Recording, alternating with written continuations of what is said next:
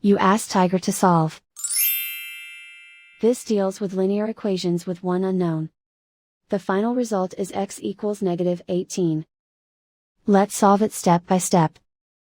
Simplify the expression. Group like terms. Simplify the arithmetic. Group all constants on the right side of the equation. Subtract 54 from both sides. Simplify the arithmetic.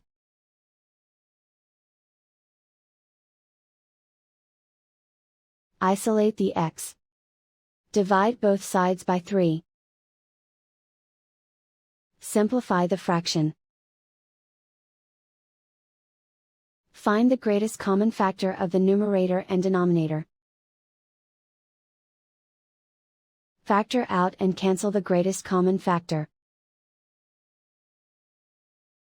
And so the final result is x equals -18.